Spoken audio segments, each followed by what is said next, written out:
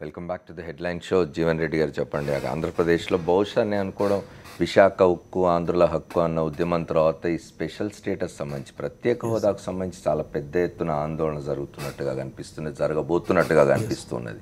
100% ప్రజాస్వామ్యంలో ప్రతిపక్షాలు పోరాడవలసిన విషయం ఇది.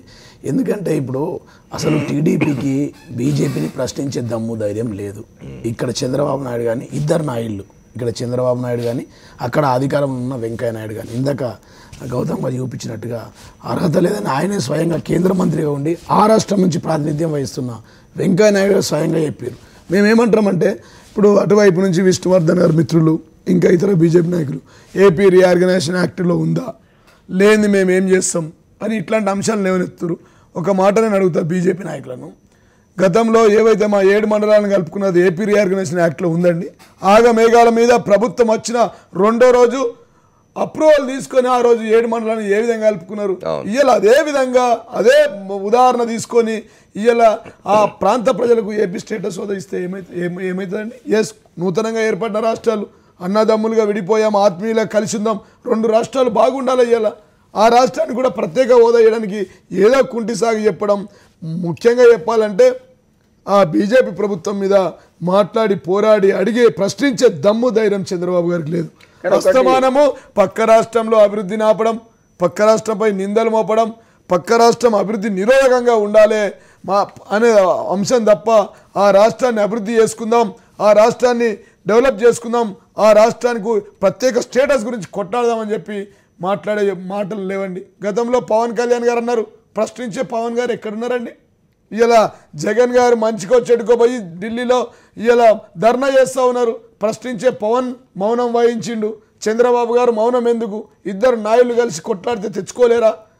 ప్రత్యేక స్టేటసే కాదండి, స్టేట్కి సంబంధించి ఇతర అంశాలు ఇప్పుడు ఇతర రాష్ట్రాలకు ఇచ్చినట్టే కాకుండా ఇంకా కొన్ని ఫెసిలిటీస్ అన్ని ఇవ్వాలి కదా. అట్లా అంత స్పష్టంగా ప్రజాస్వామ్యంలో ఆ అంశాలను పక్కన పెట్టి అవసరం లేని అంశాలపై ఆయన దృష్టి పెడతాడు, మైండ్ డైవర్షన్ చేసే అంశాలను దృష్టిలో పెడతాడు. అక్కడ ఏపీ రాజధానిలో స్కామ్ చేయడానికి ఇతర అంశాలపై ఇతర రాష్ట్రాలపై కన్ను వేసి మైండ్ డైవర్షన్ చేస్తాడు. ప్రజల మైండ్ డైవర్షన్ చేసేట్లో చంద్రబాబు గారు నెంబర్ 1లో ఉంటారు. మేము ఒకటే అడుగుతా ఉన్నాం, న్యాయంగా ధర్మంగా ఆంధ్రప్రదేశ్ ప్రజలకు స్పెషల్ స్టేటస్ రావాల్సిందే, దాని మీద ప్రతిపక్షాలు పోరాటం చేయాల్సిందే. మేమేమంటున్నామంటే ఈ కేంద్ర ప్రభుత్వం ఈ బీజేపీ నాయకులు మౌనంగా ఎందుకుంటా ఉన్నారు? గతంలో ఏమన్నారండి వీళ్ళు? ఎలక్షన్ల ముందు ఏం చెప్పినారు? 1 ఓటుకు 2 రాష్ట్రాలని చెప్పింది ఆయన కాదా? పవన్ కళ్యాణ్ మాట్లాడలేదా? మోడీ గారు మాట్లాడలేదా? మోడీ గారు మాట్లాడినప్పుడు వారికి జతగట్టింది చంద్రబాబు కాదా? చంద్రబాబు ఇలా ఎందుకు ప్రశ్నించలేకపోతుండు? ఎందుకు ఆ దమ్ము ధైర్యం లేదు అని చెప్పి నేను ప్రశ్నిస్తాను. సార్, విష్ణువర్ధన్ రెడ్డి రియాక్ట్ అవుతున్నారు, చెప్పండి విష్ణువర్ధన్ రెడ్డి గారు.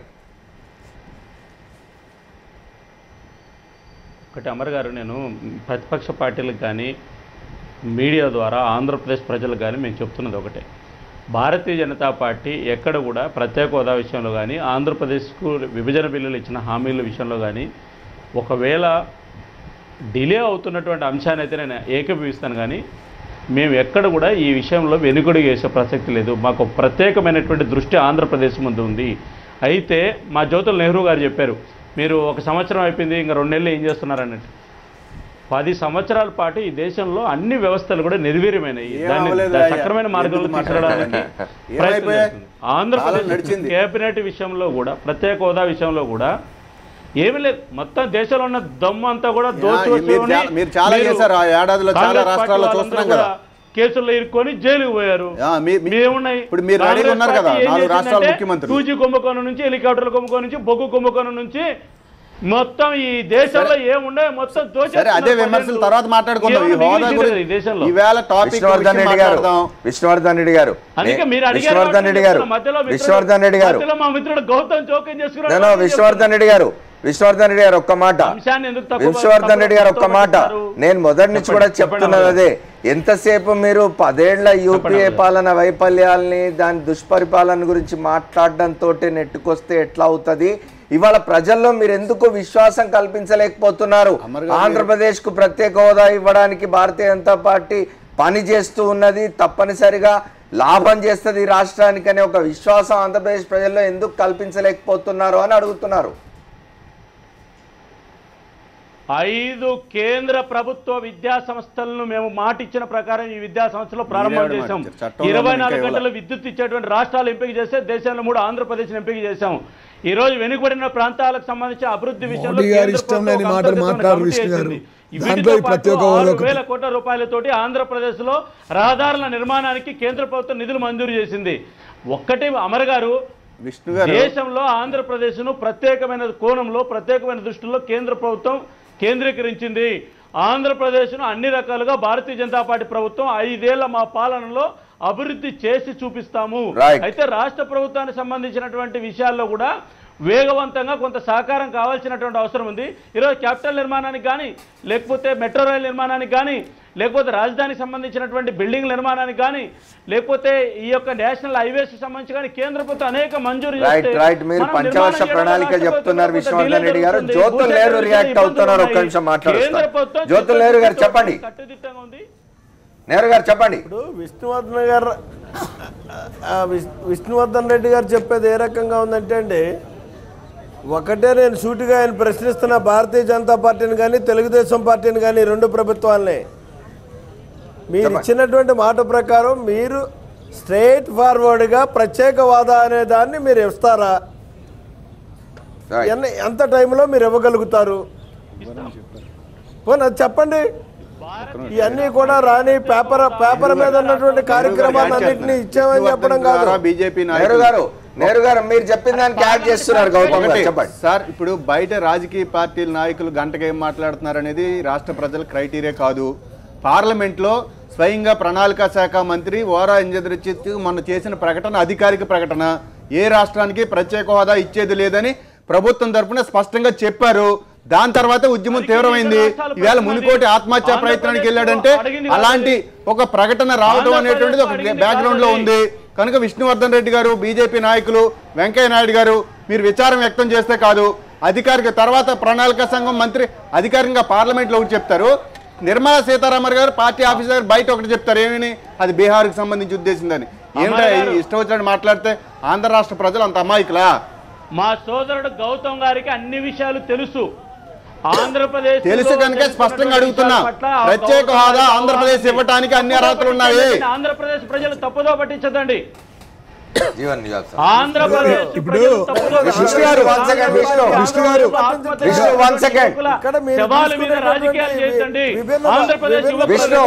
అందరూ మాట్లాడితే అర్థం కాదు. ఒక్క నిమిషం. కానీ ఇవాళ ఆంధ్ర రాష్ట్ర ప్రజలను తప్పుదో పట్టిస్తున్నటువంటి పరిస్థితి ఉంది. నేను స్టేట్ గా ఒకటే అడుగుతున్నా, మీరు ప్రత్యేక హోదా అన్న దాన్ని ఇస్తారా ఆంధ్రప్రదేశ్ కి? ఇక్కడ కాంగ్రెస్ పార్టీ కూడా కాదు. నెహ్రూ గారు ఇవ్వనని చెప్పారు. నెహ్రూ గారు ఒక్క మాట ఇవ్వనని చెప్పిన తర్వాత మన ఉద్యమం తీవ్రం. నెహ్రూ గారు అడిగే ప్రశ్నకు సూటిగా సమాధానం ఒక్కటే. నెహ్రూ గారు వాళ్ళు చాలా స్పష్టంగా ఇక్కడ ఎవరు మన వెంకయ్య నాయుడు గారు చాలా స్పష్టంగా చెప్పినారు, ఇవ్వమని చెప్పినారు. మేము ఏమంటామంటే ప్రధానమంత్రి గారు మోడీ గారికి ఒక ప్రత్యేకత ఉంది. వారు ఏవైతే వారికి ఇష్టం లేని మాటల మీద ఆ మాటల మీద డిస్కషన్కి రారు, ఇన్వాల్వ్ గారు, ఎక్కడ కూడా మాట్లాడరు. ప్రధానమంత్రి మోడీ గారు ఏపీకి స్పెషల్ స్టేటస్ మీద కూడా ఎక్కడ కూడా ఒక స్టేట్మెంట్ రాదు, ఒకటి మాట్లాడు. ఎందుకంటే ఆయనకి ఇష్టం లేదు. మేమేమంటామంటే గతంలో చెప్పినటువంటి మాటలు, ఈయన సుజనా చౌదరి మాట్లాడే మాటలు ఏంటండి? పచ్చి మోసపు మాటలు. ఎస్, సుజనా చౌదరి మాట్లాడే మాటలు పచ్చి మోసపు మాటలు అండి. మేమేమంటామంటే విష్ణు గారు వినండి, ఒక్క నిమిషం.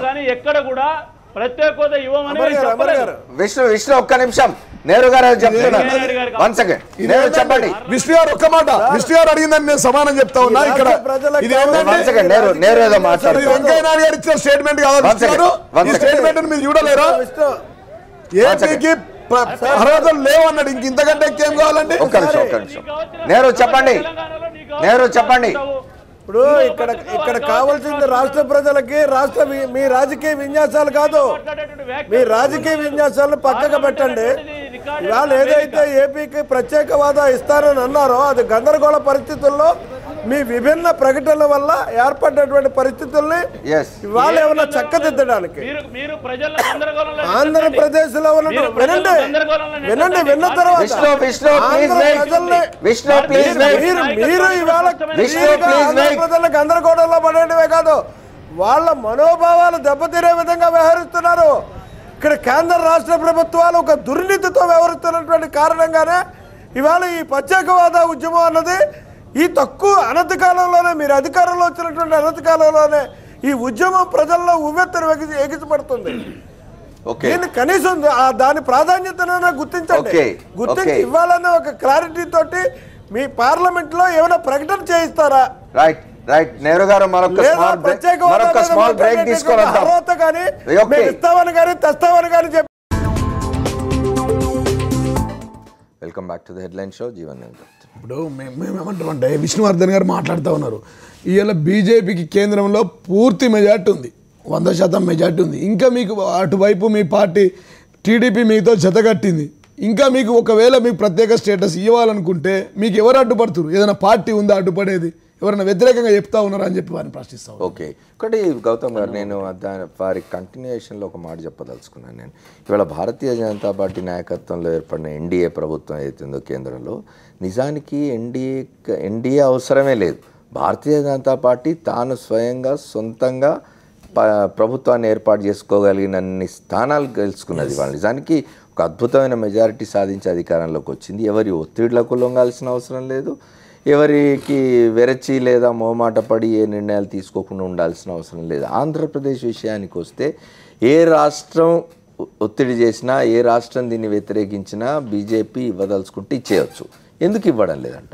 ఆంధ్రప్రదేశ్ ముఖ్యమంత్రి యొక్క అసమర్థత, ఆంధ్రప్రదేశ్ ముఖ్యమంత్రి ప్రకటనలు ప్రత్యేక హోదా ఇవ్వకపోవచ్చు. ఎవరిది? ముఖ్యమంత్రి చంద్రబాబు నాయుడు గారు. ప్రత్యేక హోదాకు అర్హతలు లేవు వెంకయ్య నాయుడు. హోదాతోనే సమస్యలు తీరవు ముఖ్యమంత్రి.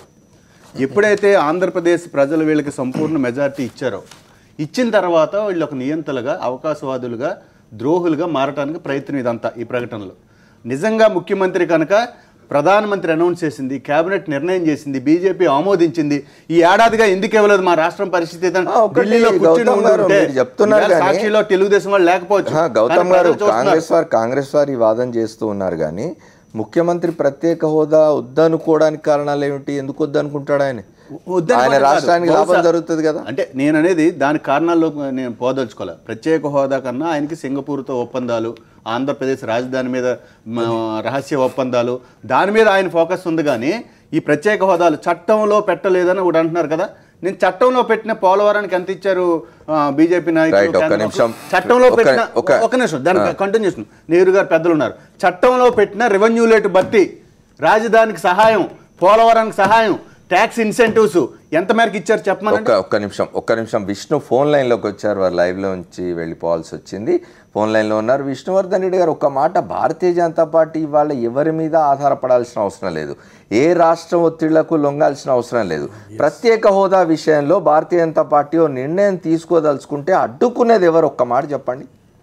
అమర్ గారు, ఒకటి వాస్తవాన్ని మనం మాట్లాడుకుంటే ప్రత్యేక హోదా విషయంలో 14వ ఆర్థిక సంఘం ఇచ్చినటువంటి కొన్ని టెక్నికాలిటీస్ ప్రాబ్లం కారణంగా మేము ఈ రాష్ట్ర ప్రజలను మోసం చేయకూడదనే ఉద్దేశంతో ఆ అంశాలు చెప్పి తప్పించుకోవడానికి సిద్ధంగా లేము. ఆంధ్రప్రదేశ్ ప్రజలకు ప్రత్యేక హోదా కానీ, ఆంధ్రప్రదేశ్కు మిగతా ఇప్పటిదాకా మా సోదరుడు గౌతమ్ చెప్పినట్టు ఏవైతే మేము అభివృద్ధి చేయాల్సిన అంశాలు ఏవైతే ఉన్నాయో ఇవన్నీ కూడా మ్యాండేటరీ, మా బాధ్యత. ఈ సందర్భంలో మేము వాటికి ఉన్నటువంటివన్నీ ఏవైతే సాంకేతిక పరమైనటువంటి ఇబ్బందులు ఏవైతే ఉన్నాయో వాటిని అన్ని కూడా అధిగమిస్తున్నాము. అయితే ఇదే సందర్భంలో ఆంధ్రప్రదేశ్ కు మేము అనేక రకాలుగా కూడా డబ్బులు ఇస్తున్నా, లేకపోతే అభివృద్ధి విషయంలో ముందున్నా కూడా ఆంధ్రప్రదేశ్ ప్రభుత్వం కూడా అంతే వేగంగా మాతో సహకరించడం లేదు. డబ్బులు ఇస్తున్నా కూడా ఇప్పుడు 1000 కోట్ల రూపాయలు కేంద్ర పట్టణాభివృద్ధి శాఖ నుంచి మేము డబ్బులు ఇచ్చాము, నిర్మాణ పనులు మొదలు పెట్టవచ్చు. భూసేకరణలో సమస్యలు ఉన్నాయి. విశాఖపట్నంలో ఐఐటి శంకుస్థాపన చేసి 7 నెలలు అవుతుంది, ఇంతవరకు దాన్ని పూర్తి పరిచేసే పరిస్థితి లేదు. ఐఐఎం మేము తాడేగుపడంలో ప్రారంభం చేస్తామని సిద్ధంగా ఉన్నాము, ప్రైవేట్ బిల్డింగ్లు చూపిమన్నాం, చూపించే పరిస్థితి లేదు.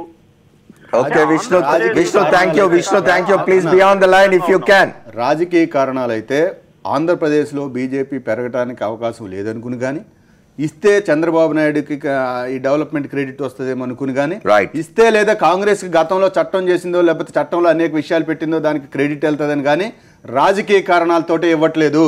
రాజకీయ కారణాలతోటే బీహార్కి వెళ్ళి 50,000 ప్యాకేజీని అనౌన్స్ చేస్తున్నారు ప్రధానమంత్రి గారు. రాజకీయ కారణాలతోటే జమ్మూ కాశ్మీర్కి వెళ్ళి 70,000 కోట్ల ప్యాకేజీ అనౌన్స్ చేస్తున్నారు. రాజకీయ కారణాలతోటే ఆంధ్రప్రదేశ్కి ద్రోహం చేస్తున్నారు. ఓకే, ఒకసారి నెహ్రూ గారితో మాట్లాడదాం. నెహ్రూ గారు చెప్పండి, పొలిటికల్ రీజన్స్ కారణంగానే ఆంధ్రప్రదేశ్కు ప్రత్యేక హోదా రావడం లేదా? ఏం జరుగుతున్నది? భారతీయ జనతా పార్టీకి సొంతంగా మెజారిటీ ఉన్నది, ఎవరి ఒత్తిళ్లకు లొంగాల్సిన అవసరం లేదు, ఎందుకోసం ప్రత్యేక హోదా ఇవ్వడం లేదంటారు? ఇప్పుడు 100% కూడా దీన్ని పొలిటికల్ రీజన్ కిందే మనం భావించాల్సినటువంటి పరిస్థితి వస్తుంది. ఓకే, ఇందాక విష్ణు గారు చెప్తున్నారు టెక్నికల్ రీజన్స్ అని చెప్పేసి. ఏమండి ఇదేమన్నా టెక్నికల్ రీజన్స్ అనుకున్నప్పుడు రాజ్యాంగాన్నే మనం ఎన్నోసార్లు మార్చుకున్నటువంటి పరిస్థితులు ఉన్నాయి. ఈవేళ ప్లానింగ్ కమిషన్ తీసుకెళ్ళి నీతి యోజన ఏదో పెట్టారు. అదే రకంగా దాంట్లో ఈ వెలుసుబాటు కలిగించుకునేటటువంటి చేయొచ్చు కదా. నిజంగా మనసుంటే మార్గాలు అనేకం. ఎందుకు చంద్రబాబు నాయుడు గారు మనవి చేసుకున్నట్టుగా ఇది ఒక రాజకీయ విన్యాసాలతోటి వీళ్ళ కాలక్షేపం చేసుకోవడానికి చేస్తున్నటువంటి కార్యక్రమం. ఒకరి మీద ఒకరు తెలుగుదేశం పార్టీ బీజేపీ ఎత్తుకాళ్ళు లేచుకుంటూ ఒకరి మీద ఒకరు దోసుకుంటూ. ఇప్పుడు చూడండి విష్ణు గారు చెప్తున్నారు కేంద్రం నుంచి వచ్చినటువంటి నిధులకు రాష్ట్ర ప్రభుత్వం సహకరించలేదంటున్నారు. ఓకే, నేరు గారు ఒక్క నిమిషం, మీతో గౌతమ్ మాట్లాడుతున్నారు. అవసరం ఉంది. నేరు గారు గౌతమ్ మాట్లాడుతున్నారు మీతో. చెప్పండి సార్. నెహ్రూ గారు చెప్పండి. ఈ ఆంధ్రప్రదేశ్ కి అభివృద్ధి అనేది పార్టీలకు అతీతంగా ఏ రాజకీయ పార్టీ ఎలాంటి ఆందోళన చేసినప్పటికీ అల్టిమేట్ గా రాష్ట్ర ప్రయోజనాలే ముఖ్యంగా. మనం ఈవేళ ఉద్యమంలో ఉన్నాం. కాంగ్రెస్ పార్టీ చేసినా, వైసీపీ చేసినా, లేకపోతే వామపక్షాలు చేసినా, ప్రజా సంఘాలు చేసినా, ఇప్పుడేం ఎన్నికలు లేవు, కానీ రాష్ట్ర అభివృద్ధి ప్రధాన ఎజెండాగా పనిచేస్తున్నాము. ఈవేళ ఒక కార్యకర్త, మునుకోటైనటువంటి కార్యకర్త ఆత్మహత్య చేసుకుని మనందరికీ కళ్ళు తెరిపించాడు. చాలా బాధాకరమైన విషయం. రాష్ట్రం అంతా ఈవేళ నివాళులు అర్పిస్తూ ఉంది. కాంగ్రెస్ పార్టీగా కానీ మొత్తంగా ఆంధ్రప్రదేశ్ ప్రజల తరఫున ఈవేళ మీరు ధర్నా చేస్తున్నందుకు ఒక సూచన చేయదలుచుకున్నా. నేను ఈ రాష్ట్ర ప్రజల్ని బీజేపీ, టీడీపీ తప్పుదో పట్టిస్తున్నాయి. బిల్లులో పెట్టలేదని ప్రచారం ఏదైతుందో మీరు ఢిల్లీ వేదికగా దాన్ని ఖండించండి. బిల్లులో పెట్టాల్సిన అవసరం లేదు. ఒక్క క్షణం, అదొక సాకు మాత్రమే. రెండు, అన్ని రాష్ట్రాల ముఖ్యమంత్రులు ఆమోదించట్లేదని అబద్ధం చెప్తున్నారు. గౌతమ్ గారు, కాంగ్రెస్ శాసన మండలి సభ్యులు మాగన్ రంగారెడ్డి గారు ఫోన్ లైన్లోకి వచ్చారు. వారేదో మాట్లాడుతూ అంటున్నారు. చెప్పండి రంగారెడ్డి గారు. ఇప్పుడు ప్రత్యేక హోదా పైన మా మిత్రుడు జీవన్ రెడ్డి గారు తెలంగాణ ఉద్యమంలో పనిచేసి 2 ప్రాంతాలు గిల్లి కజ్జాలు పెడుతున్నా ఎంతో స్పష్టంగా చెప్పాడు. విష్ణువర్ధన్ రెడ్డి గారికి అది అర్థం కానట్టుంది. ఇంకా భావాలు ఇక్కడ అక్కడ తెలుగు వాళ్ళ మధ్యన ఘర్షణ పెట్టి లాభపడదామని చూస్తున్నారు.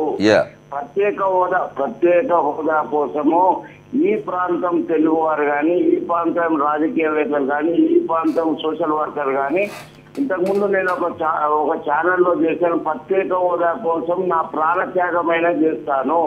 దీనిలో పొలిటికల్ పార్టీలుగా మనకు స్కోరింగ్ చేసుకోవడానికి చూడొద్దు.